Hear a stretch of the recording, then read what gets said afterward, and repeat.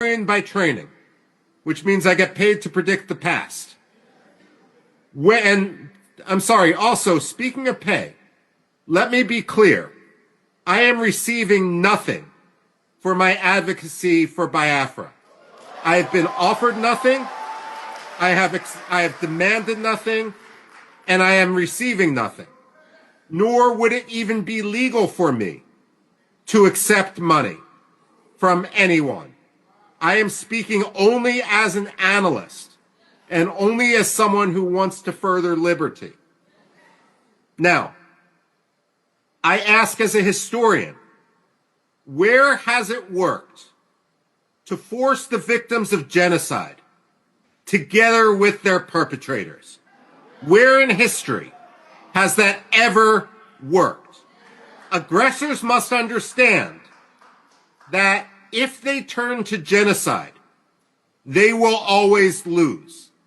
The fact of the matter is, Nigeria lost Biafra in 1967.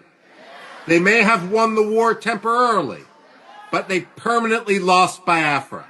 The decisions they made 57 years ago forfeited any rights they have to control, to occupy, to speak on behalf of the people of Biafra.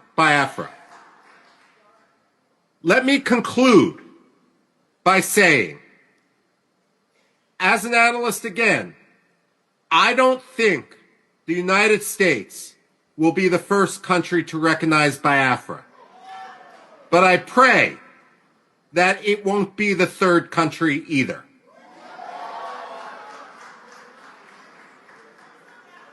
Biafra to move from Finland and to lobby vociferously night and day in order to ensure that the African Union recognizes that Biafra is already more organized, already more capable of statehood, already will have a higher standard of living, already will be at peace with itself and its neighbors more than many other African countries.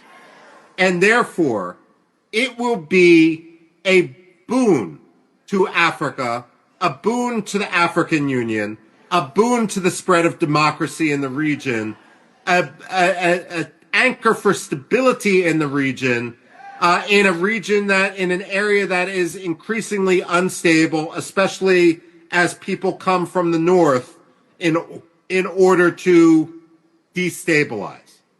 So let me conclude by saying with my very short remarks that I wish I could be with you there today.